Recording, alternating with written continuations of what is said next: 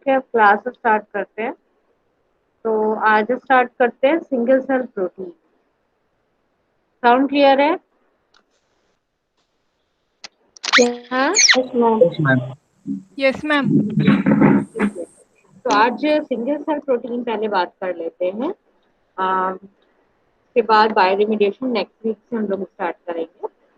तो आप लोगों को जैसा मैंने पहले बताया था कि आप लोगों ने जब सॉलिड बेस ट्रीटमेंट पढ़ा था, सॉलिड बेस मैनेजमेंट पढ़ा था, तो उस केस में मैंने आपको बताया था कि एक तरीका तो यही है कि जो भी वेस्ट जनरेट हुआ है उसको समहाउ हम डिस्पोज ऑफ कर दें। ठीक है, तो उसके मैंने मेथड्स भी आप लोगों को बताए हुए थे कि लैंडफिल कर सकते हैं, इंसिनरेशन कर सकते हैं, या फिर जो वेस्ट जनरेट हुआ है उस जनरेट को हम यूज कर सकें कुछ और बनाने के लिए, रिसाइकिल कर सकें। तो एक तरीका आप कह सकते हो कि कंपोस्ट में अगर हम उसको कन्वर्ट करेंगे तो वो कंपोस्ट जो है यूज हो सकती है। तो ये आप पढ़ चुके हो। इसके अलावा आप लोगों को मैंने पहले मशरूम प्रोडक्शन भी बताया।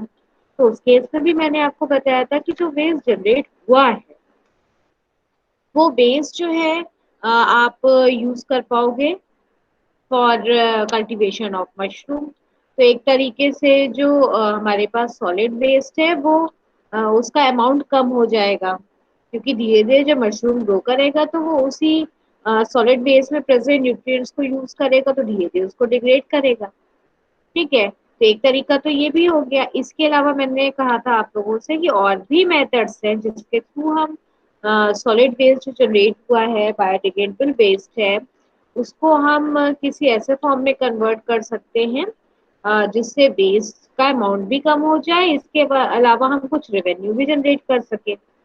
तो उसके कुछ और मेथड्स हैं जैसे कि सिंगल सेल प्रोटीन प्रोडक्शन, जो कि हम लोग आज डिस्कस करेंगे। इसके अलावा बायोफ्यूल प्रोडक्शन है, तो ये हम लोग कल की क्लास में पढ़ लेंगे। ठीक है, तो सबसे पहले हम बात करते हैं कि ये सिंगल सेल प्रोटीन है क्या। ठीक, तो सबसे पहले अगर हम बात करें कि जो हमारे पास बायोडिग्रेडेबल वेस्ट मटेरियल है, उसको अगर हम यूज करते हैं और किसी ऐसे फॉर्म में कन्वर्ट करें जो कि इन्वायरमेंट के लिए हार्मलेस है, या फिर हम उसका अमाउंट का कम कर दें, तो ये एक तरीका हो जाएगा वेस्ट मैनेजमेंट का, जो कि काफी इम्पोर्टेंट मेथड है। ठीक है, तो सिंगल सेल प्रोटीन के केस में हम क्या करते हैं, ये जो वेस्ट प्रोडक्ट है, वेस्ट प्रोडक्ट जो हमारे पास जनरेट हुआ है इसमें काफी कार्बन सोर्स प्रेजेंट होता है, नाइट्रोजन सोर्स प्रेजेंट होता है। तो इस वेस्ट प्रोडक्ट को हम यूज कर सकते हैं फॉर द ग्रोथ और कल्टीवेशन ऑफ माइक्रोबियल सेल्स। ठीक है, और ये जो माइक्रोबियल सेल्स हैं, अगर हम बैक्टीरिया की बात करें तो ज्यादातर तो सब यूनिसेलुलर ही हैं। हाँ, एक्टिनोमाइसीट्स को छोड़ दो तो वो फिलामेंटस बैक्टीरिया है। या फिर अगर हम बात करें फंजाई, तो फंजाई में जो ईस्ट हैं तो यूनिसेलुलर हैं। इसके अलावा जो मोल्ड्स हैं, हाँ वो फिलामेंटस फॉर्म है में है, प्रेजेंट होते हैं। इसके अलावा अगर हम एल्गी की बात करें तो बहुत सी माइक्रो एल्गी ऐसी हैं जो कि यूनिसेलुलर फॉर्म में प्रेजेंट हैं। तो अगर हम माइक्रो ऑर्गेनिल्स को कल्टीवेट कर रहे हैं यूजिंग दैट वेस्ट प्रोडक्ट, तो ये जो हमारे पास और माइक्रोबियल सेल्स जो हैं, these are the source of protein, और यू कैन से कार्बोहाइड्रेट और फैट मटेरियल और विटामिन और हॉर्मोन्स। मेनली प्रोटीन कंटेंट इनमें काफी ज्यादा है। तो इस वजह से हम इनको सिंगल सेल प्रोटीन भी बोल सकते हैं। और सिंगल सेल प्रोटीन को हम रिफर कर सकते हैं कि आइदर डेड और ड्राई माइक्रोबियल सेल्स और purified proteins from the microbial cells. ठीक है, तो सिंगल सेल प्रोटीन के फॉर्म में या तो हम डायरेक्टली सेल्स को ग्रो करवाएं, और ग्रो करवाने के बाद सेल्स को हम हार्वेस्ट करेंगे और उसके बाद उसको ड्राई कर सकते हैं। ड्राई करो के ऑब्वियसली माइक्रोबियल सेल्स किल हो जाएंगी। ड्राई करने के बाद इसको हम पाउडर के फॉर्म में कन्वर्ट कर सकते हैं, टैबलेट्स के फॉर्म में कलेक्ट कन्वर्ट कर सकते हैं। ठीक है, जिसे यूज किया जा सकता है। या फिर ये जो सेल्स हैं, सेल्स को हम लाइज करें, उसमें से जो सेलुलर कंटेंट निकले उसमें प्रोटीन कंटेंट काफी ज्यादा हाई होगा। अभी जो सेलुलर कंटेंट रिलीज हुआ है इसको फिर हम पैकेजिंग करें, पॉलिशिंग करें और इसको यूज करें as a source of protein, तो ये भी सिंगल सेल प्रोटीन कहलाएगा। ठीक है, तो अब सिंगल सेल प्रोटीन को अगर डिफाइन करने के लिए कहा जाएगा तो आपको यही बोलना पड़ेगा, terms refers to dead dry microbial cells और total protein extracted from pure microbial cells. ठीक है, और इसके लिए हम बैक्टीरिया भी यूज करते हैं, फंगस भी यूज कर रहे हैं और एल्गी भी यूज कर रहे हैं। ठीक है, अब ये जो सिंगल सेल प्रोटीन है, अम, इसे हम यूज कर सकते हैं as a source of nutrient और as a food for humans as well as animals, या फिर हम इसको एज अ फूड सप्लीमेंट की तरह भी यूज कर सकते हैं, या फिर as a ingredient, food ingredient की तरह भी हम इसको यूज कर सकते हैं। दैट मीन्स जो हम फूड प्रोडक्ट यूज कर रहे हैं साथ में हम थोड़ा सा अमाउंट अगर इसका भी ले लेंगे तो जो प्रोटीन की कमी है उसको हम दूर कर सकते हैं। तो एनिमल फीड में भी इसको मिक्स किया जाता है। इसके अलावा हम ह्यूमन फूड में एज अ सप्लीमेंट और एज अ फूड इंग्रेडिएंट भी इसको यूज कर सकते हैं। तो एल्गी जो है ये काफी कई कंट्रीज में इसको एल्गी को तो ड्राई करके एज अ स्नैक्स के फॉर्म में भी यूज किया जाता है। ठीक है, तो आप इस तरीके से तो यूज किया ही जा रहा है, लेकिन अब ये बात कि हम माइक्रो ऑर्गेनिज को या बैक्टीरिया को या फंजाई को हम फूड में यूज करें, थोड़ा सा एथिकली लोगों को लगता है कि हम कैसे माइक्रो ऑर्गेनिज को ले सकते हैं। लेकिन फिर भी अगर हम बोलें कि ह्यूमन कंजम्पशन के फॉर्म में जो मेनली यूज हो रहा है वो एल्गी काफी यूज हो रही है बहुत सी कंट्रीज में, आइदर मैक्रो एल्गीज या फिर जो माइक्रो एल्गीज है उनको भी ड्राई करके और उसको स्नैक्स के फॉर्म में भी यूज किया जाता है। इसके अलावा ऐसी कंट्रीज में या फिर जिस समय वर्ल्ड वॉर का टाइम था उस टाइम पे सबसे पहले स्टार्ट हुआ, क्योंकि उस टाइम पे फूड की कमी हो गई थी, तो उस टाइम पे ईस्ट वगैरह को यूज किया गया as a source of protein. पर जैसे ही वॉर का टाइम कंप्लीट हुआ और धीरे धीरे न्यूट्रिएंट्स की अवेलेबिलिटी फिर से बढ़ गई, तो उसके बाद फिर से इसका कंजम्पशन कम हो गया। ठीक है, लेकिन फिर भी हम इसको इम्पोर्टेंस इसकी कम नहीं हो जाती है, क्योंकि आगे टाइम के साथ जैसे जैसे हमें ज़रूरत पड़ेगी, ऑब्वियसली अल्टरनेटिव फॉर्म्स की हमें ज़रूरत पड़ेगी, न्यूट्रिएंट्स की ज़रूरत पड़ेगी, तो सिंगल सेल प्रोटीन जो है बहुत इंपॉर्टेंट हो जाता है। ठीक है, एक मिनट ज़रा वेट करो आप लोग।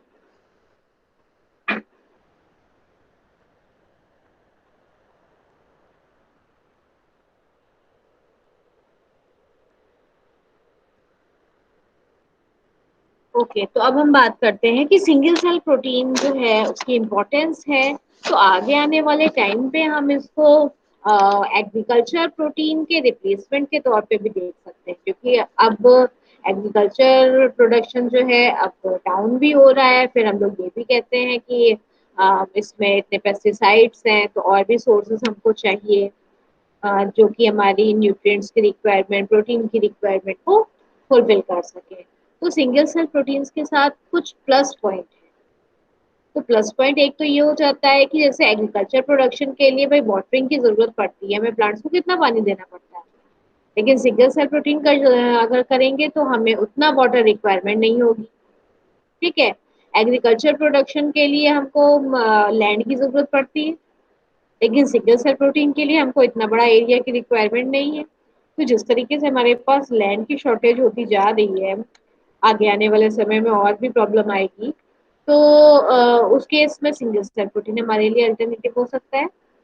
इसके अलावा सिंगल सेल प्रोटीन प्रोडक्शन करवाने में कोई इन्वायरमेंट डाइवर्सिटी को हार्म नहीं है।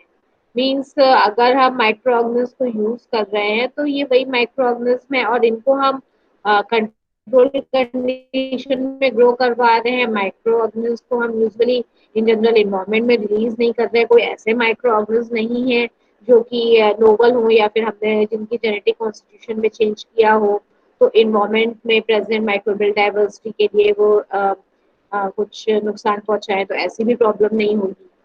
ठीक है, इसके अलावा कुछ इनके प्रोडक्शन में ऐसे ग्रीन हाउस गैस भी रिलीज नहीं होती है जिसकी वजह से इन्वायरमेंट को कुछ हार्म पहुंचे या क्लाइमेट चेंज हो। तो इस वजह से सिंगल सेल प्रोटीन जो है गुड अल्टरनेटिव के फॉर्म में आगे आने वाले टाइम में हमको ज्यादा नजर आएगा। अभी तो उतना नहीं समझ में आ रहा है कि हम इसको as alternative for agriculture protein इसको हम देख सकते हैं। ठीक है। और सिंगल सेल प्रोटीन में जो प्रोटीन कंटेंट है ये काफी हाई होता है, अबाउट 60 to 82% तक हाई हो सकता है from dry weight of that sales.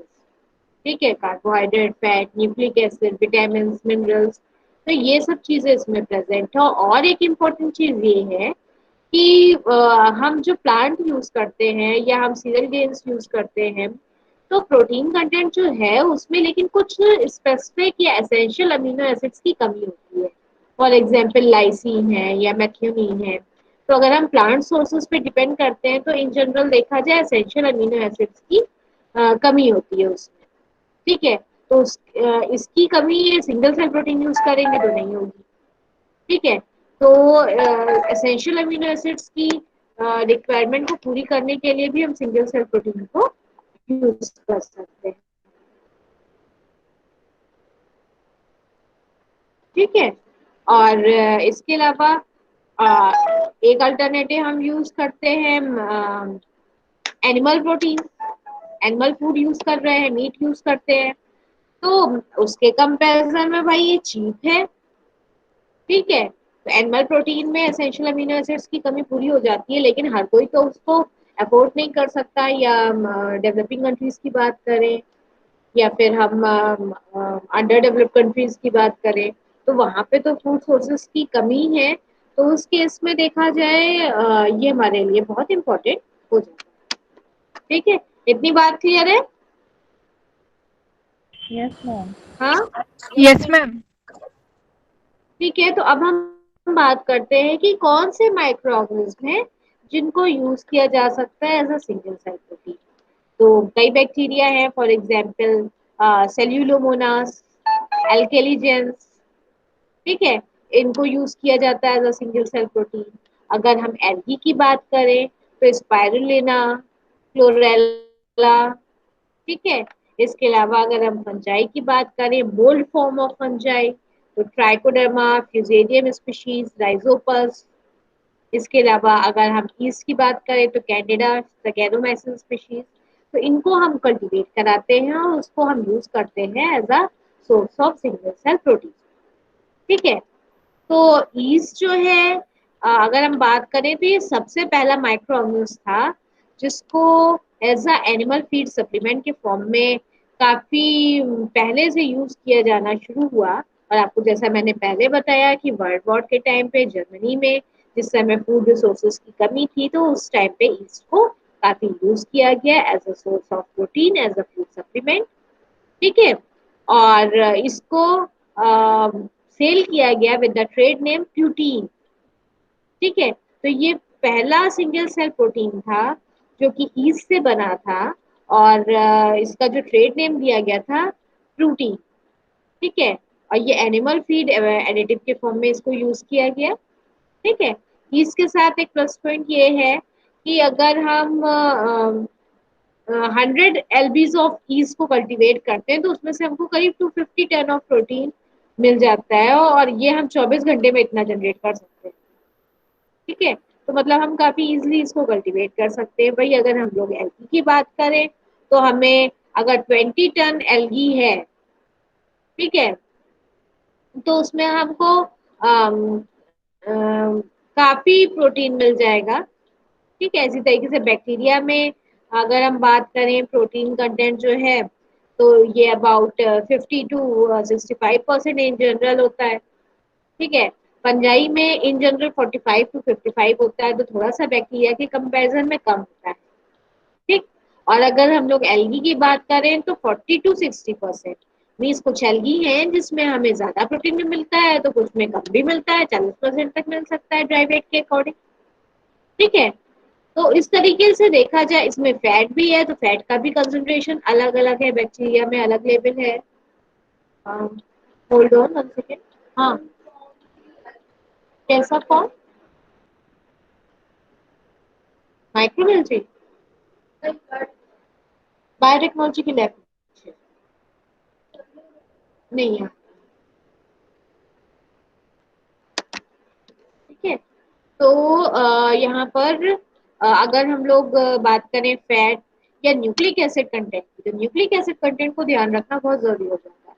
Bacteria में न्यूक्लिक एसिड कंटेंट जो है, अगर उसका टोटल ड्राई वेट की बात करें तो उसका 8 to 12% तो न्यूक्लिक एसिड होता है। अब यहाँ पे न्यूक्लिक एसिड से सीधे सीधे हम डीएनए को तो ध्यान में रखते ही हैं, आरएनए को मिस मत करना, क्योंकि आरएनए कंटेंट जो है किसी भी सेल में, एक्टिव सेल में काफी ज्यादा होगा।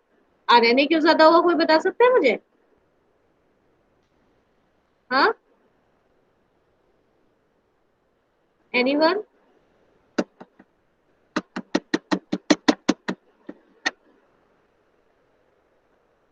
कौन बता रहा है आरएनए कंटेंट क्यों ज्यादा होगा सेल के अंदर?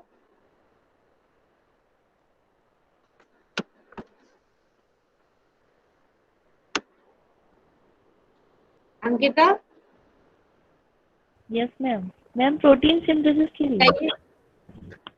शायद। तो आप लोग आंसर देते क्यों नहीं हो? मैं इतनी देर से पूछती हूँ भाई।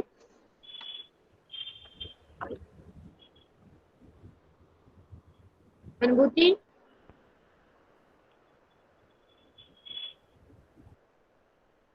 Yes ma'am. बताइए क्या रीजन हो सकता है?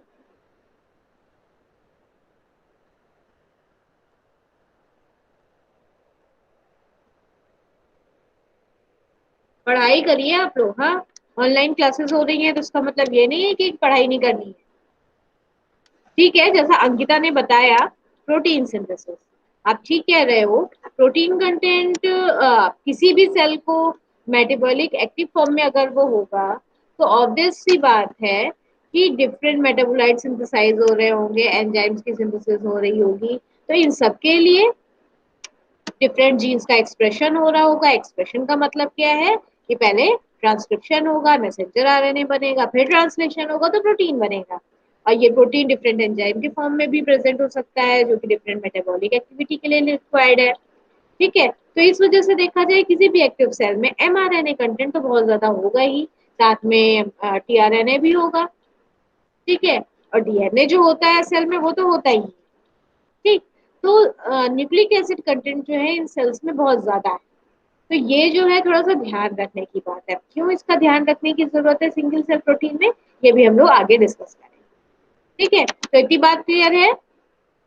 ये टेबल आप यस। लोगों को थोड़ा सा इनकी इंफॉर्मेशन आपको पता होनी चाहिए। अगर एग्जाम में ये क्वेश्चन पूछा जाता है तो आपको पता होना चाहिए कि बैक्टीरिया में कितना प्रोटीन कंटेंट है, या फैट कंटेंट है, या न्यूक्लिक एसिड कंटेंट कितना होता है, या फंजाई में कितना है, प्लामेटस फंजाई में कितना है, या ईस्ट में कितना है, या एल्गी में कितना है, ये आपको पता होना चाहिए। अब हम पहले बात कर लेते हैं ईस्ट की। ठीक है, एक एक करके हम लोग बात करेंगे। East form of fungi, algae की भी बात करेंगे, बैक्टीरिया की भी बात करेंगे। तो ईस्ट हमारे लिए इम्पोर्टेंट इसलिए हो जाता है क्योंकि इसमें देखा जाए प्रोटीन कंटेंट तो ज्यादा है। हाँ, बैक्टीरिया के कंपैरिजन में थोड़ा कम है, लेकिन हाँ प्रोटीन कंटेंट इसमें काफी है। और इसके अलावा अगर हम सीरियल ग्रेन्स के कंपैरिजन में इसको देखें तो ईस्ट में हमको एसेंशियल अमीनो एसिड्स काफी मिल जाते हैं। ठीक है, और इसको हम काफी अच्छा अल्टरनेटिव मान सकते हैं एनिमल प्रोटीन के कंपैरिजन में, क्योंकि एनिमल प्रोटीन की बात करें तो ऑब्वियस सी बात है नॉन वेज है, और ज्यादा हमें इन्वेस्ट करना पड़ता है, कॉस्ट ज्यादा होती है। तो इन सबको देखते हुए ईस्ट जो है इम्पोर्टेंट है। और इसके साथ एक और बात ये भी है कि ईस्ट तो हम लोग बहुत टाइम पहले से यूज कर रहे हैं, जैसे कार्ड वगैरह फॉर्मेशन के लिए सब तो ईस्ट तो यूज होता ही है। बेकिंग इंडस्ट्री में ईस्ट यूज हो रहा है, तो उसके केस में थोड़ा सा ये जो आप कह सकते हो थोड़ी सी इंसान में हिचक होती है कि हम कैसे इसको यूज कर सकते हैं एज अ फूड। तो वो थोड़ी सी इन कंपेरिजन टू बैक्टीरिया कम। ठीक है, तो एक प्लस पॉइंट ये भी है। ठीक, लेकिन इसके साथ प्रॉब्लम क्या आ रही है कि न्यूक्लिक एसिड कंटेंट, और दूसरी चीज यूकेरियोटिक सेल वॉल है। ठीक है, और ईस्ट की सेल वॉल जो है ज्यादातर उसका सेल वॉल कंटेंट क्या होगा? फंजाई की सेल वॉल में मेनली क्या प्रेजेंट होता है, कौन बताएगा? Ma'am chitin. काइटिन है और ग्लूटेन्स है, थोड़ा बहुत प्रोटीन है। तो सेल वॉल जो है, अब अगर हम डायरेक्टली पूरी पूरी सेल को ड्राई करके यूज करते हैं तो सेल वॉल डाइजेस्टिबिलिटी की प्रॉब्लम होती है। ठीक है। अगर हम सेल को डाइजेस्ट नहीं कर पाएंगे तो ऑब्वियस सी बात है फिर डाइजेशन इश्यूज शुरू हो जाएंगे। ठीक। और जो न्यूक्लिक एसिड कंटेंट ज्यादा होता है, आप लोगों ने बायोकेमिस्ट्री में न्यूक्लिक एसिड मेटाबॉलिज्म पढ़ा होगा, किस तरीके से न्यूक्लिक एसिड का कैटाबॉलिज्म होता है, तो आपने उसमें पढ़ा होगा कि यूरिक एसिड बनता है। ठीक है। और ये जो एंड प्रोडक्ट है यूरिक एसिड, इसकी वजह से ये बोन्स के जॉइंट्स में डिपॉजिट होने लगता है। इसके अलावा किडनी स्टोन, रीनल स्टोन हो सकते हैं। और ये जो हमारे बोन्स के जॉइंट्स में जो डिपॉजिट होने लगता है उसकी वजह से गाउट डिजीज होती है, जो कि काफी पेनफुल होती है। ठीक है। तो ये सारी प्रॉब्लम्स हो सकती हैं। ठीक।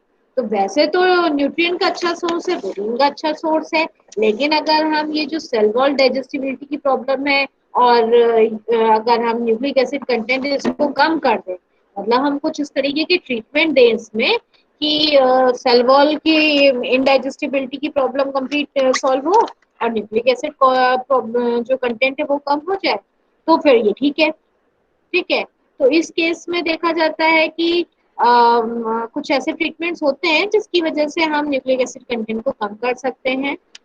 सेल वॉल की डाइजेस्टिबिलिटी को एंजाइम ट्रीटमेंट दे दे तो सेल वॉल जो है अगर डिग्रेड होने लगेगी तो ऑब्वियस सी बात है फिर आगे हमारी बॉडी उसको डाइजेस्ट कर पाएगी।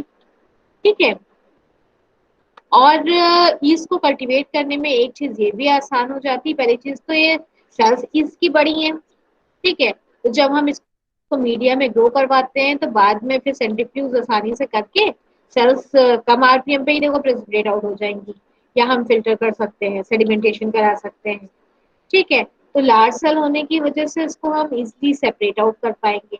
इसके अलावा इसमें हाई लाइसिन कंटेंट है, तो लाइसिन की जो प्रॉब्लम होती है, हमारी डाइट में लाइसिन की कमी होती है, वो प्रॉब्लम दूर हो सकती है। इसके अलावा क्योंकि ईस्ट लो पीएच में भी ग्रो कर जाता है तो बैक्टीरियल कंटामिनेशन के चांसेस थोड़े कम होते हैं। तो जो हमें मीडिया को लार्ज स्केल पे अगर हम बात करते हैं तो मीडिया स्टेरलाइजेशन करना पड़ता है काफी अच्छे से कि कंटामिनेशन ना हो, फिर बैक्टीरियल कंटामिनेशन आ जाए या कुछ पैथोजन उसमें हो, तो ये सारी प्रॉब्लम्स जो हो सकती हैं, ये प्रॉब्लम थोड़ी सी कम होती है क्योंकि ये लो पीएच पे ग्रो कर रहा है तो बैक्टीरियल कंटामिनेशन के चांसेस कम होते हैं। ठीक है। और लेकिन भाई मैंने बोला बैक्टीरिया के कंपैरिजन में तो लो प्रोटीन कंटेंट है 45 to 65, तो कौन सा हम ईस्ट यूज कर रहे हैं ये देखना पड़ेगा कि भाई जो 65% तक 60% तक जिसमें प्रोटीन कंटेंट हो वो हम ज्यादा यूज करें। ठीक है।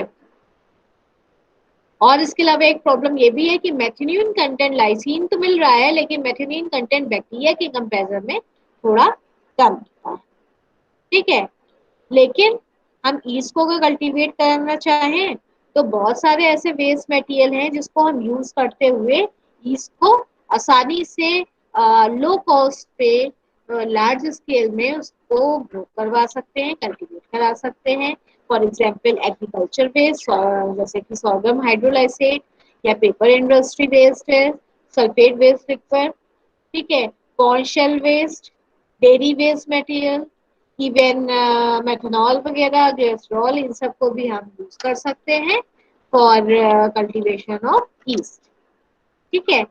ईस्ट के अलावा कुछ और भी फंजाई हैं, फिलामेंटस फंजाई, जिसे हम यूज कर सकते हैं। फिलामेंटस फंजाई के केस में हाँ ग्रोथ रेट थोड़ी सी स्लो है, अगर हम बात करें बैक्टीरिया के कंपैरिजन में प्रोटीन कंटेंट थोड़ा कम है, एक्सेप्टेबिलिटी भी कम है, हाँ लेकिन ईस्ट की तो ज्यादा ही होती है।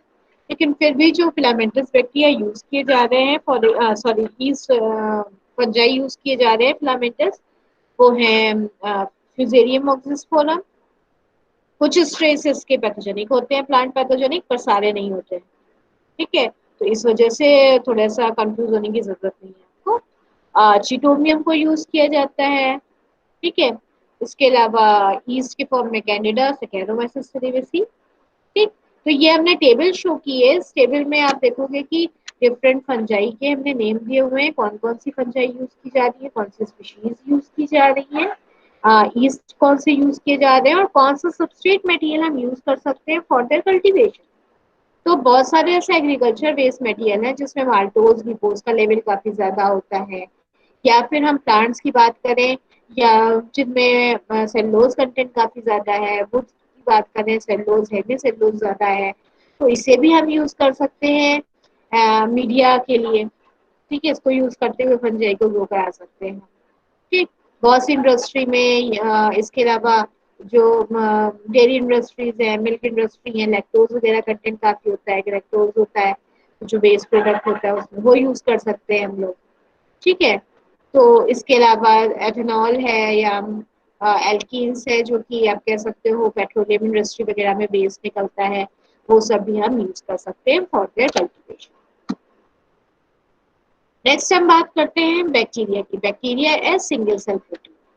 तो बैक्टीरिया में काफी हाई कंटेंट है अगर हम बात करें इन जनरल, तो 50 to 80% तक प्रोटीन कंटेंट है। तो काफी ज्यादा है in comparison to fungi and algae. लेकिन कुछ इसके साथ डिसएडवांटेज है। For example bacterial cell size तो काफी छोटा है। ठीक है, तो इसकी डेंसिटी कम होगी। अगर हम इसको सेडिमेंटेशन कराना चाहें तो इतनी इजली ये सेडिमेंट में नहीं डिपॉजिट होगा। सेंट्रीफ्यूज करके अगर सेपरेट आउट करोगे तो सेंट्रीफिकेशन के लिए हमको हाई आरपीएम यूज करना पड़ेगा, जिसकी एनर्जी कॉस्ट होगी। ठीक है, ज्यादा टाइम तक सेंट्रीफ्यूज करना पड़ेगा, तो ये सारी बातें हैं। ठीक है, हार्वेस्टिंग में प्रॉब्लम होगी, थोड़ा कॉस्ट बढ़ जाएगी हार्वेस्टिंग में। न्यूक्लिक एसिड कंटेंट काफी ज्यादा होगा in comparison to yeast and other fungi. ठीक है, और न्यूक्लिक एसिड कंटेंट ज्यादा है तो ऑब्वियस सी बात है फिर हमको ट्रीटमेंट कराना पड़ेगा पहले। ठीक है, और ये जो ट्रीटमेंट कराना पड़ेगा न्यूक्लिक एसिड कंटेंट कम करने के लिए, उससे कॉस्ट बढ़ जाएगी। ठीक, और फिर पब्लिक थिंकिंग की बात है कि हम बैक्टीरिया को कैसे यूज कर सकते हैं। बैक्टीरिया तो हार्मफुल होते हैं, इन जनरल कॉन्सेप्ट है। ठीक है, और अब फिर एजुकेशन प्रोग्राम्स की जरूरत है कि लोगों के बीच ये जो मिसकंसेप्शन है इसे दूर किया जा सके, पब्लिक अवेयरनेस बढ़ाई जाए कि नहीं बैक्टीरिया को हम यूज कर सकते हैं। तो ये सारी कुछ डिसएडवांटेज है bacteria as a single cell protein. लेकिन फिर भी कौन से बैक्टीरिया हो सकते हैं, तो ये टेबल में आप देखोगे डिफरेंट जीनस स्पीशीज के नेम हमने दिए हुए हैं, और कौन सा सबस्ट्रेट मटेरियल हम यूज कर सकते हैं फॉर द कल्टीवेशन। तो आपको जैसा पहले ही बताया, लैक्टोज जो है ये मिल्क इंडस्ट्री में बेस में प्रेजेंट होता है। एल्केन्स या एथेनॉल की बात करें तो एथेनॉल तो फिर भी चलिए एक्सपेंसिव होता है, लेकिन कुछ पेस्ट ऐसे हैं या इंडस्ट्रियल पेस्ट है उनमें एथेनॉल है, या एल्केन्स है तो ये पेट्रोलियम इंडस्ट्री वगैरह में बेस के फॉर्म में निकल रहा है। बहुत से एग्रीकल्चर वेस्ट है जिसमें नाइट्रोजन कंटेंट प्रेजेंट है, या फिर हम इनऑर्गेनिक सॉल्ट्स को यूज कर सकते हैं। वुडी मटेरियल यूज किया जा सकता है। ठीक है, बहुत सारी चीजें हैं जो कि वेस्ट के फॉर्म में है, डिफरेंट इंडस्ट्रीज में निकल रही है, जिसे हम यूज कर सकते हैं। अब बात करते हैं, इतना क्लियर है? हाँ, यस मैम। यस ठीक है। अब मैम। बात करते हैं algae as single cell protein. तो एल्गी की अगर हम लोग बात करें तो एल्गी को कल्टीवेट कराना इजी है हमारे लिए। पहली चीज तो साइज बड़ा है। ठीक है, और फोटो ऑटोट्रॉप्स है ये, तो इजली अगर हम जहाँ हमारे पास पॉन्ड्स हो या हम लोग वाटर के कंटेनर, शैलो कंटेनर अगर मेंटेन कर दें और थोड़ा सा अगर उसमें फॉस्फेट सॉल्ट ऐड कर दें, सुपर फॉस्फेट ऐड कर दें, तो आप लोगों को पहले ही यूट्रोफिकेशन में बताया था कि फॉस्फेट कंटेंट हाई होता है तो एल्गल ग्रोथ बड़ी तेजी से बढ़ती है। ठीक है, और इसके अलावा सनलाइट की प्रेजेंस में ये खुद ही अपना कार्बन सोर्स फिक्स कर लेगी। ठीक है, तो इनको कल्टीवेट कराना थोड़ा सा इजी हो जाता है। ठीक, और ये जो माइक्रो एल्गीज हैं ये हम पर ईयर अभी भी अगर आज की बात करें तो करीब 10,000 टन पर ईयर जो है वर्ल्ड वाइज इसका प्रोडक्शन किया जाता है। ठीक है, और इसको हम फ्लेक्स के फॉर्म में या ड्राई पाउडर के फॉर्म में यूज करते हैं, टेस्टिल्स के फॉर्म में यूज कर रहे हैं, इसको कैप्सूल के फॉर्म में यूज किया जाता है। ठीक है, तो इसका कंजम्पशन हो रहा है। इवन ये जो कंट्रीज जैसे चाइना है या अ, आप कह सकते हो अदर एशियन कंट्रीज हैं, कोरिया वगैरह, तो यहाँ पे ये एल्गी काफी यूज करते हैं स्नैक्स के फॉर्म में। एल्गी को ड्राई करके बिल्कुल पापड़ की तरह बना लिया जाता है और वो इवन मार्केट में सेल होता है, जो कि ये लोग साथ में स्नैक्स की तरह इसको यूज करते हैं। ठीक है, तो इस तरीके से इसको तो यूज किया ही जा रहा है। ठीक, और आपको जैसे पहले बताया है कि इनको हम इजिली ग्रो करवा सकते हैं, हार्वेस्ट करना भी इनको आसान होगा, तो जो मेनली यूज हो रही है यूनिसेलुलर ग्रीन एल्गी वो है क्लोरेला, ठीक है। और अगर हम फिलामेंटस ब्लू ग्रीन एल्गी की बात करें तो स्पाइरुलिना यूज हो रहा है, ठीक। और एल्गी में प्रोटीन कंटेंट काफी है, मतलब देखा जाए जिस तरीके से उसको हम इजीली ग्रो करवा सकते हैं उसका इस तरीके से बात करें तो अगर हम एल्गी को यूज करें तो फिर काफी है उसमें प्रोटीन कंटेंट। बैक्टीरिया में ज्यादा ही है लेकिन भाई उसकी एक्सेप्टेबिलिटी भी तो कम है और कल्टीवेट करना हार्वेस्ट करना भी तो थोड़ा मुश्किल है। लेकिन एल्गी में इन कंपेरिजन टू अगर हम प्लांट प्रोटीन कंटेंट की बात करें तो ज्यादा ही है, और एसेंशियल अमीनो एसिड्स की भी प्रॉब्लम नहीं है, ठीक है। और हाँ लेकिन प्रॉब्लम क्या है, एल्गल सेल वॉल सेलुलोज की बनी हुई है, ठीक है। और सेलुलोजिक कंटेंट इतना ज्यादा होगा तो सेलुलोज तो हम इतना हम उसको डाइजेस्ट नहीं कर पाते हैं, ठीक है। या तो नॉन रुमिनेंट्स को या एनिमल्स को हम देते हैं तो यही सेलुलोजिक कंटेंट की प्रॉब्लम आएगी, ठीक। तो इस केस में फिर हमको कुछ एंजाइमेटिक ट्रीटमेंट देना पड़ता है कि जो हमने एल्गी को हार्वेस्ट किया फिर उसको एंजाइमेटिक ट्रीटमेंट दिया, डिफरेंट एंजाइम्स का मिक्सचर भी यूज किया जाता है जो कि डिफरेंट पोजीशंस पे डिफरेंट बॉन्ड्स को ब्रेक करे, जिससे कि सेल वॉल ब्रेक होगी तो उसके बाद फिर डाइजेस्टिबिलिटी की प्रॉब्लम जो है सॉल्व हो जाएगी। लेकिन एक प्रॉब्लम और भी है कि जैसे हम जो वाटर यूज कर रहे हैं लेट्स सपोज उसमें हैवी मेटल कंटेंट ज्यादा है तो ये जो एल्गी है ये हैवी मेटल्स को अपनी सेल के अंदर कंसंट्रेट करती है। तो अगर हम इस बात का कल्टीवेशन के समय ध्यान देना पड़ेगा कि अगर हैवी मेटल कंटेंट सराउंडिंग में ज्यादा होगा तो फिर एल्गी में भी वो ज्यादा होगा, और अगर हम एसिकल एल्गी यूज कर रहे हैं as a single cell protein तो फिर हमारे लिए ही आगे जाके लॉन्ग टर्म में हार्मफुल हो सकता है। तो ये टेबल में आप देख सकते हो कि कौन कौन सी एल्गी हैं जो कि यूज की जा रही हैं, और सबस्ट्रेट के फॉर्म में तो हमको कुछ चाहिए नहीं है, फोटोसिंथेसिस करा रहे हैं, कार्बन डाइऑक्साइड वो खुद ही एटमॉस्फेयर में प्रेजेंट है यूज कर लेगा। या फिर एल्गी को इवन डिफरेंट इंडस्ट्रीज जिसमें काफी ज्यादा अमाउंट में कार्बन डाइऑक्साइड रिलीज हो रही है, ठीक है, ऐसी इंडस्ट्रीज में जब ये बात होती है कि जो वेस्ट जनरेट हो रहा है उसको हमें पहले ट्रीट करवाना है। हाँ बोलिए कौन है, बताइए। हाँ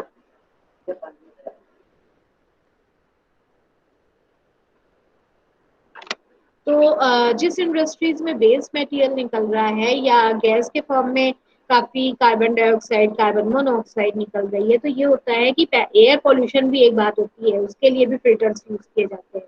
तो अब ये जो है एल्गल फिल्टर्स भी यूज किए जा रहे हैं कि पहले हम उस गैस को पास करेंगे जहाँ पे हम एल्गी को कल्टीवेट करा रहे हैं तो इस तरीके से कार्बन डाइऑक्साइड लेवल जो है ये एग्जॉस्ट गैस में कम हो जाएगा क्योंकि उस कार्बन डाइऑक्साइड को यूज करते हुए एल्गी ग्रो करेगी। तो इस तरीके से देखा जाए ये जो वेस्ट जनरेट हो रहा है भाई गैसेस फॉर्म भी तो एक वेस्ट ही है, ठीक है, जो कि हमारे एनवायरमेंट को आगे जाके हार्म पहुंचा सकता है। तो उस केस में भी हम एल्गी को यूज कर रहे हैं।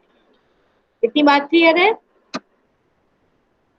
हाँ yes ma'am. Yes yes ma'am. Ma'am. तो आप लोगों से पूछा जा सकता है कि एडवांटेज और डिसएडवांटेज डिस्कस करिए सिंगल सेल प्रोटीन के। तो हम या तो सबके लिए अलग अलग भी डिस्कस कर सकते हैं कि बैक्टीरिया के केस में क्या प्रॉब्लम है, फंजाई के केस में क्या प्रॉब्लम है, क्या प्लस पॉइंट है, या एल्गी के केस में क्या प्लस पॉइंट है या क्या प्रॉब्लम है, और इन जनरल भी हम बात कर सकते हैं। तो अगर हम बात करें large scale single cell production की तो उसके कुछ इंटरेस्टिंग फीचर्स हैं। आपको बताया ही मैंने कि मेथोडोलॉजी बहुत सी डिफरेंट मेथड्स हैं जो कि फॉलो किए जा सकते हैं इनकी कल्टीवेशन के लिए। मीन्स फंजाई के लिए डिफरेंट मेथड है तो एल्गी के लिए डिफरेंट मेथड्स हैं। आप अलग अलग टाइप के फर्मेंटर्स यूज कर सकते हो। नेक्स्ट सेमेस्टर में आप लोगों को इंडस्ट्रियल प्रोडक्शन पढ़ना है, उसमें आप लोग पढ़ोगे कि जब हम लोग लार्ज स्केल कल्टीवेशन करवाते हैं तो फर्मेंटर एक इक्विपमेंट है, आप कह सकते हो बड़ा सा टैंक होता है, वर्टिकल फॉर्म में ज्यादातर यूज होता है, कई 100 gallons lakh of gallon size का होता है। और उसको हम इस तरीके से बनाते हैं कि उसमें हम टेम्परेचर पीएच, ठीक है, न्यूट्रिएंट्स वगैरह इन सब चीज़ों का मैनेजमेंट कर सकते हैं, कंट्रोल कर सकते हैं। और इस तरीके से हम उसको मैन्युअली भी हैंडल कर सकते हैं और इसके अलावा उसमें ऑटोमेटिक सेटिंग्स भी होती है तो सारी कंडीशंस को मेंटेन करते हुए माइक्रोब्स को ग्रो करवा सकते हैं। ठीक है, फर्मेंटर भी डिफरेंट टाइप्स के होते हैं, डिफरेंट मटेरियल के बने हुए होते हैं, तो उसके अकॉर्डिंग उसको हैंडल करने के मेथड्स डिफरेंट हैं। तो देखा जाए डिफरेंट मेथोडोलॉजी हम यूज कर सकते हैं इनको लार्ज स्केल कल्टीवेशन कराने के लिए। तो और हमको स्पेस कम चाहिए, ठीक है। और हम बेस प्रोडक्ट को यूज कर सकते हैं, तो सबस्ट्रेट कंजर्वेशन भी हो रहा है। माइक्रो ऑर्गेनिज्म की ग्रोथ फास्ट होती है, तो ये भी हमारे लिए प्लस पॉइंट है अगर हम डिपेंड करते हैं एग्रीकल्चर फूड पर, या फिर अगर हम एनिमल को पे डिपेंड कर रहे हैं, तो देखा जाए भाई जनरेट होने में टाइम लगता है, लेकिन माइक्रो ऑर्गेनिज्म को हम सिंगल सेल प्रोटीन प्रोडक्शन करा रहे हैं तो उसमें इतना टाइम नहीं लगता। और सीजन का कोई फैक्टर नहीं है कि अब हमें सीजन को देखना पड़ेगा कि कब इनका ब्रीडिंग सीजन है अगर एनिमल्स की बात कर रहे हैं, या फिर किस सीजन में प्लांट्स को ग्रो कराना है, उसका किस समय उसमें फ्लावरिंग होगी या किस समय उसमें सीड्स डेवलप होंगे। तो ये सब ध्यान देने की जरूरत नहीं है यहाँ पर, क्योंकि हम ऑब्वियसली इनको लैब कंडीशंस में इंडस्ट्रियल लेवल पे कंट्रोल कर सकते हैं, ठीक है। और जैसा आपको बोला agriculture based, industrial based natural gas जैसे कि मीथेन, ये सब चीजें हम यूज कर सकते हैं, ठीक। न्यूक्लिक एसिड कंटेंट का अगर हम ध्यान दें, सेल वॉल डाइजेस्टिबिलिटी की ध्यान दें, तो हम इसको ट्रीट करवाते हैं। आपको बताया प्रॉब्लम तो ये है, पहले भी मैं डिस्कस कर चुकी हूँ। और किसी भी सिंगल सेल प्रोटीन में न्यूक्लिक एसिड कंटेंट 2% से ज्यादा अलाउड नहीं है। इससे ज्यादा अगर होगा तो ह्यूमन कंजम्पशन के लिए वो सही नहीं है। तो ऑब्वियस सी बात है, हमें उसको पहले एंजाइमेटिक ट्रीटमेंट देना पड़ता है, केमिकल ट्रीटमेंट देना पड़ता है, ठीक है। फॉर एग्जाम्पल केमिकल ट्रीटमेंट के लिए हम स्टीम से ट्रीटमेंट दे रहे हैं, ऑटोलिसिस करवा रहे हैं जिससे कि सेल वॉल ब्रेक हो जाए, ठीक है। न्यूक्लिक एसिड कंटेंट के लिए हम थोड़ा सा पीएच का भी इफेक्ट डालते हैं, जिससे कि लो पीएच पे एल्कलाइन ट्रीटमेंट दे रहे हैं जिससे कि न्यूक्लिक एसिड डिग्रेड हो, एंजाइमेटिक ट्रीटमेंट देते हैं। ऑब्वियसली कॉस्ट तो बढ़ता है, लेकिन यूज करना पड़ता है का सिंगल सेल प्रोटीन में हमें सेल वॉल कंटेंट और न्यूक्लिक एसिड कंटेंट को कम करना है, ठीक है। इंडस्ट्रियल वेस्ट जो हम यूज कर सकते हैं, मैंने आपको पहले भी मैं कई बार बता रही हूँ, लेकिन अगर आपसे सीधे सीधे इस पे शॉर्टकट पूछ लिया जाए कि कौन से इंडस्ट्रियल वेस्ट मटेरियल हम यूज कर सकते हैं for the production of single cell protein, तो फिर आपको हर बात को डिस्कस करना पड़ेगा कि क्या क्या चीजें यूज की जा सकती है, ठीक। तो यहाँ पर हम सीवेज स्लज को यूज कर सकते हैं, पेपर बेस्ड जो है जनरेट हो रहा है उसको यूज कर सकते हैं। सेलुलोजिक कंटेंट ज्यादा है तो ऑब्वियसली हमको सेलुलोजिक कंटेंट को पहले ट्रीट करना पड़ेगा, ठीक है। थोड़ा सा उसमें इस तरीके से ट्रीटमेंट संदेश वगैरह एंजाइम यूज करेंगे, थोड़ा सा जब ग्लूकोज उससे रिलीज होने लगेगा तो फिर माइक्रोबियल तेजी से आएगी, ठीक है। इसके अलावा बहुत सी इंडस्ट्रीज में लिग्नोसेल्यूलोजिक बेस जनरेट होता है, पॉलीमर जनरेट होता है, वो भी यूज किया जा सकता है, ठीक। लेकिन इसको पहले हमें मैकेनिकल ट्रीटमेंट या तो हम दे रहे हैं जैसे कि स्टीम एक्सप्लोजन। स्टीम एक्सप्लोजन के केस में हम क्या करते हैं, लेट्स सपोज एक चैम्बर में हमने वुड है हमारे पास जिसे हमें यूज करना है, हमारे पास वेस्ट वुड मटेरियल बहुत ज्यादा है, ठीक है। जो आप कह सकते हो फर्नीचर वगैरह बनाने में काफी वेस्ट जनरेट होता है, जिसकी कोई आगे वैल्यू नहीं है, जिसे हम यूज नहीं कर पाएंगे। तो उसको हम क्या करते हैं, कॉलम्स में पैक करते हैं, ठीक है। और फिर हम उसमें स्टीम के थ्रू प्रेशर जनरेट करते हैं, ठीक है। तो स्टीम ट्रीटमेंट की वजह से थोड़ी सी सॉफ्टनेस आती है और प्रेशर जनरेट हो रहा होता है, और फिर एकदम से प्रेशर अगर हम रिलीज करें तो जो वुड मटेरियल है ना वो फट जाता है, ठीक है, एक्सप्लोजन होता है। आप वही चीज समझ सकते हो कि आप लोगों ने ऑटोक्लेव में तो किया है ना, कई बार आप लोगों को ज्यादा जल्दी होती है तो प्रेशर निकालने लगते हो, और एकदम से प्रेशर निकालते हो तो क्या होता है, फ्लास्क के अंदर जो मटेरियल होता है या प्लग वगैरह सब बाहर निकल जाते हैं, ठीक है। वही चीज है यहाँ पर भी, एकदम से अगर प्रेशर रिलीज करोगे तो जो वुडी मटेरियल है ये सब फट जाता है, तो ऑब्वियस सी बात है फिर आगे हम इसको यूज करेंगे तो उसकी आप कह सकते हो डिग्रेडेशन फास्ट हो जाएगा, माइक्रो ऑर्गेनिज्म को तेजी से यूज कर पाएंगे। इसके अलावा एक्सरे रेडिएशन वगैरह भी यूज किया जाता है। केमिकल ट्रीटमेंट के लिए एल्कली ट्रीटमेंट, एसिड ट्रीटमेंट कराए जाते हैं। एंजाइमेटिक प्री ट्रीटमेंट आपको मैंने पहले भी बताया कि बहुत सारे एंजाइम्स का कॉम्बिनेशन यूज किया जाता है, ठीक है, सरलेज, एमाइलेज, ठीक, लैकेज। तो कई सारे एंजाइम्स हैं जिनका कॉम्बिनेशन यूज किया जाता है, जैसे कि सल्फोल, जिससे डाइजेस्ट हो, डिग्रेड हो। ठीक है, तो फिर हम उसको फीड करवाने के बाद उसमें सिंगल सेल प्रोटीन का प्योर कल्चर ऐड कर देते हैं। ठीक है, जिससे कि ग्रोथ आगे फिर हो। ठीक, और इसके अलावा वुड चिप्स वगैरह या सल्फाइड लिक्विड जनरेट होता है डिफरेंट इंडस्ट्री में, वुड पल्प इंडस्ट्री में, वो यूज किया जाता है। इसके अलावा जो एग्रीकल्चर बेस के फॉर्म में या जो रबर वगैरह फॉर्मेशन की जाती है, तो उसके लिए हम लेटेक्स और रेजिन्स यूज करते हैं। ये सब जो है ये भी यूज किया जाता है। जो बेस जनरेट हो रहा है ऑब्वियसली बात है कि रबर इंडस्ट्री में जो लेटेक्स यूज हो रहा है उसमें काफी वेस्ट भी जनरेट हो रहा है, उसको यूज किया जाता है। ठीक है, इसमें काफी ज्यादा सेक्राइड्स और ऑयल एल्कलॉइड्स वगैरह प्रेजेंट होते हैं। ठीक है, इसके अलावा पेट्रोलियम इंडस्ट्री में ये मीथेन या फिर एसिटिक एसिड या मिथेनॉल, ग्लिसरॉल जनरेट होता है, जो बेस के फॉर्म में है, इसे यूज किया जाता है। तो ये टेबल शो कर रहे हैं कि कौन सा बेस प्रोडक्ट है, किस माइक्रोऑर्गेनिज्म के लिए यूज किया जा सकता है, और उन पर्टिकुलर माइक्रोऑर्गेनिज्म में प्रोटीन कंटेंट कितना होता है। डैश का मतलब ये नहीं है कि प्रोटीन नहीं है। हाँ, जहाँ से भी ये टेबल ली गई है उन्होंने कैनेडा पे इतना तो उन्हें पता है कि कैनेडा को यूज किया जा सकता है सल्फाइड बेस्ड लिक्विड को यूज करते हुए, वो करा सकते हैं, लेकिन प्रोटीन कंटेंट कितना है उन्होंने चेक नहीं किया, इस वजह से डैश लगा दिया। ठीक है, तो डिफरेंट इंडस्ट्री के वेस्ट प्रोडक्ट्स हैं जो कि डिफरेंट माइक्रोऑर्गेनिज्म को कल्टीवेट करने के लिए यूज किए जाते हैं, तो ये भी आपको पता होना चाहिए। ठीक है, और आपको जैसे मैंने पहले ही बताया कि बहुत सारी इंडस्ट्रीज में गैस जनरेट हो रही है, carbon dioxide, carbon monoxide, methane gas. ठीक, तो जैसे कि ऑयल रिफाइनिंग इंडस्ट्री में, कोल में इस इंडस्ट्री में, या फिर सिन गैस इंडस्ट्रीज में, तो ये फोटोसिंथेटिक माइक्रोऑर्गेनिज्म को ग्रो कराने के लिए यूज की जा सकती है। ठीक, बायोडीजल प्रोडक्शन में काफी ग्लिसरॉल, क्रूड ग्लिसरॉल जनरेट होता है, वो यूज किया जा सकता है। तो इस तरीके से देखा जाए एडिशनल रेवेन्यू जनरेट हो रही है बायोडीजल प्रोडक्शन में।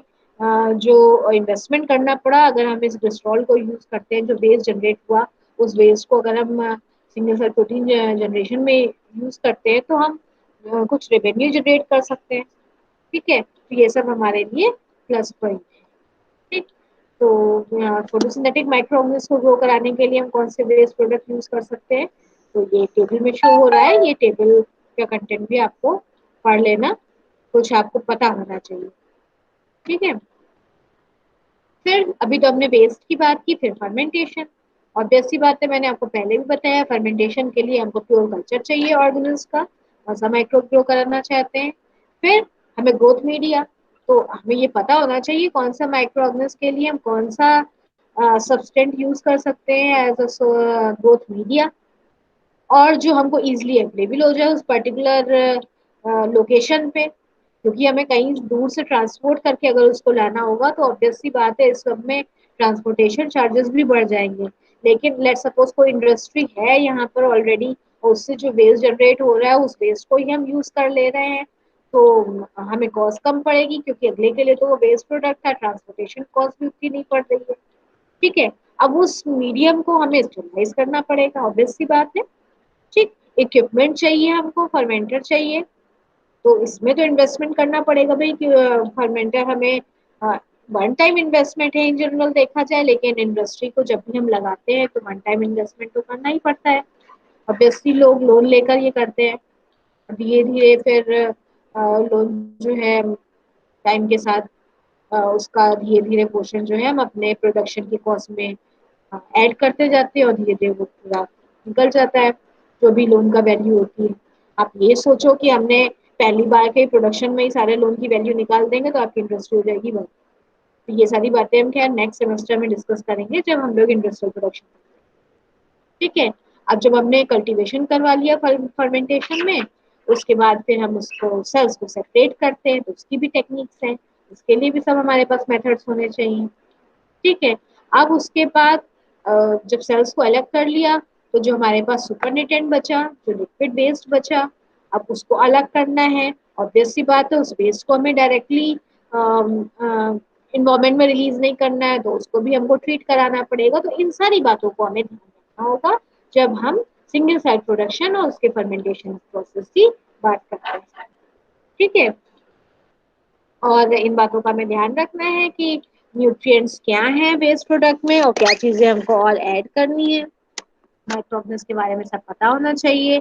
इन जनरल देखा जाए तो फेड बैच फर्मेंटर्स जो है ये बेटर मीन्स, जैसे हम कई वेस्ट मटेरियल की बात कर रहे हैं ना, जैसे कि अगर लेट सपोज हम ऐसा वेस्ट मटेरियल यूज कर रहे हैं जिसमें काफी अमाउंट में मीथेन है या फिर एल्केन्स हैं, तो एक बार में ज्यादा अमाउंट में मीडिया में डाल दोगे अगर इसको, तो वो टॉक्सिक हो जाएगा, सॉल्युबल भी नहीं होगा। ठीक है, एल्केन्स वगैरह वाटर में थोड़ी ना सॉल्युबल होंगे, एक बार में डाल दोगे तो फायदा भी नहीं है और टॉक्सिसिटी भी ज्यादा बढ़ जाएगी। तो ये चीजें जो होती है ना, जो कुछ ऐसे वेस्ट प्रोडक्ट होते हैं जो कि ज्यादा अमाउंट में टॉक्सिक होंगे माइक्रो ऑर्गेनिज्म, लो अमाउंट में डालो तो धीरे धीरे माइक्रो ऑर्गेनिज्म उसको यूज करते हुए ग्रो कर सकते हैं। तो ऐसे में fed batch fermentation condition better है। थोड़ा थोड़ा टाइम पे थोड़ा थोड़ा न्यूट्रिएंट हम ऐड करते जा रहे हैं जिससे कि टॉक्सिसिटी भी ना बढ़े। ठीक है, और ग्रोथ काफी लॉन्ग टाइम तक हम माइक्रो ऑर्गेनिज्म की करवा सकते हैं। तो फेडबैक कल्टीवेशन कंडीशन हम फॉलो करते हैं। आप लोगों ने फर्मेंटेशन तो पढ़ेंगे ही होंगे सेकंड सेमेस्टर में या आई थिंक फर्स्ट सेमेस्टर में, जिसमें आप लोगों ने पढ़ा होगा continuous culture, batch culture, fed batch culture. ठीक है, तो यहाँ पे वही फेड बैच फर्मेंटेशन की बात हो रही है। पढ़ा है ना आप लोगों ने? हाँ, यस यस मैम। मैम। ठीक है। और इन जनरल अगर हम बात करें ईस्ट या और कोई फंजाई की, तो 6 वीक तक हमें इनको कल्टीवेट कराना पड़ता है फर्मेंटर में। ठीक है, बैक्टीरिया में थोड़ा कम टाइम लगता है, फिर हम सेंट्रीफ्यूज करके सेल्स को अलग कर लेंगे। ठीक, या फिल्ट्रेशन कर सकते हैं, फंजाई तो फिल्टर भी की जा सकती है, बड़े साइज की सेल्स हैं फिलामेंटस फंजाई। ठीक, फिर उसके बाद हम उसको बायोमास को ट्रीट करवाते हैं जिससे कि उसका आरएनए कंटेंट जो है वो कम हो जाए। ठीक है, स्टीम ड्रम्स में ये सब ट्रीटमेंट करा सकते हैं। एल्गी को हम पॉन्ड्स में ग्रो करा सकते हैं, लेगून्स में ग्रो करा सकते हैं। जैसा हमने आपको पहले बताया कि थोड़ा सा फॉस्फेट और नाइट्रेट कंटेंट जो वाटर में मिक्स कर दो, अपने आप ही एल्गी ग्रो करेगी कार्बन डाइऑक्साइड मिक्स करते हैं। ठीक है, तो इस तरीके से डिफरेंट फर्मेंटेशन प्रोसेस यूज होते हैं for cultivation of different type of single cell protein. ठीक है, तो इस पे लॉन्ग क्वेश्चन भी पूछा जा सकता है कि what is single cell protein, और बेस मटेरियल को ग्रो करते हुए हम सिंगल सेल प्रोटीन को कैसे कल्टीवेट कराएंगे।